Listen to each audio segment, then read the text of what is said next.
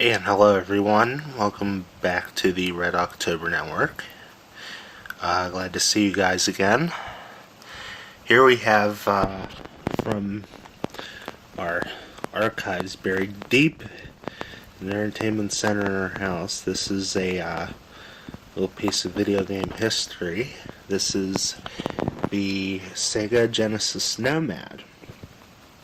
Now, this is actually a portable Sega Genesis.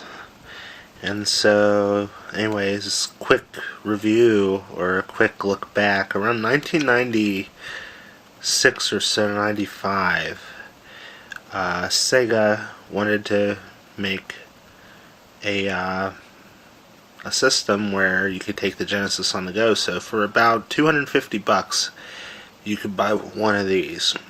So it's basically everything that a Genesis could be. See, there's the cartridge. 6 buttons. This is Sega went from a 3-button layout to a 6. There's a mode button down here to switch between the 3-button mode and 2-button mode. Bless you. Start, obviously, to pause. And D-pad was a little bit small, and there's just this mono speaker. Now, the interesting thing is with it is that if you look on the bottom, this is the volume, obviously, turn it up and down. Headphone jack, which is very important if you're on the go, and this is a brightness, so this I'll show you is a little goofy because you can really crank up the brightness, but it's usually good if you have dead batteries, and you'll know why. And you can actually plug an extra controller into it, not to play over here. This was the first controller, and you could plug in a second. But the reason why you would want to plug in a second controller is because it also had a AV out, so you could hook the Genesis Nomad to a TV, use this as the first controller, and then use that as the second controller. Obviously, it was very kind of cumbersome because you'd be playing and then you'd have a controller stretched under you. Obviously, there's a power button.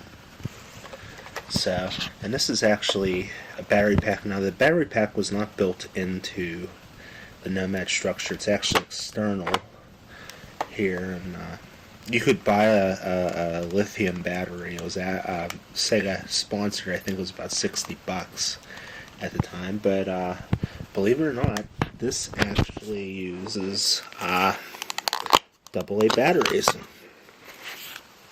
6 of them. So this was a real battery hog. Obviously, this would only last about 2 hours, and Sega got in a lot of trouble because it would go through these batteries. Now, as with a lot of the older systems, especially like the Game Boy, you could move the batteries around if you were like desperate on a car trip, because it didn't wear out the batteries evenly. So you know, an old gamer's trick was to switch these batteries around a little bit. So that's really cool. And obviously there's a serial number. Made in Taiwan. So it's the model MK6100, and yeah, so there's that. I'm going to turn this on real quick just to give you kind of a preview of what you can look at. I have a Sonic 2 cartridge, and so here we go. Turn the light off. Really crappy sound.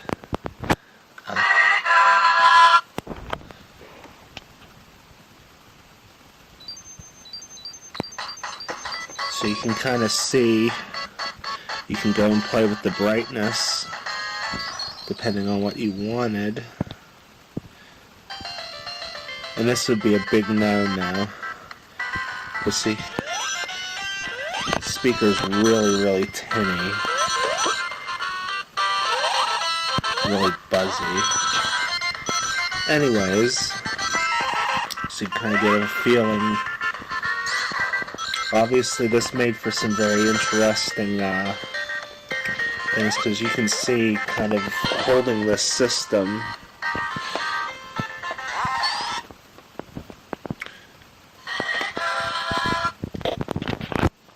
We can kind of see this is it's kind of a weird D-pad on it. But, you could kind of see that. So, and yeah. So the amazing thing is with it is that these are going on eBay, and this actually was pretty rare, I have to say. A lot of it was because nobody really wanted a portable Genesis, because it was toward the end of the 16-bit era. Obviously, the PlayStation, Saturn, and later the Nintendo 64 all became very popular. So, basically what happened with it was out for maybe a couple years. Excuse me, and then it just kind of faded in because of the bad battery life and such, and really nobody wanted a Genesis. Incidentally, there were some games, I think one of them was Batman and Robin, where you could it was actually not compatible with the Nomad for some reason. I never figured out why. I don't know if it was because of a memory issue or a processor issue or something like that, but this was a really cool thing, and mine's still in good shape. I'm not going to sell it. Forgot to note there's a low battery life. A lot of times with battery backup, you'd have to save your files. So it was kind of helpful. Of course, this would just, whenever I'd use it, it kind of would turn on after about an hour and really serve no purpose. But no, I'm not selling it, so don't even ask. Unless you're willing to pay me $5,000, then I might consider. But anyways, that's the Sega Genesis Nomad for everybody.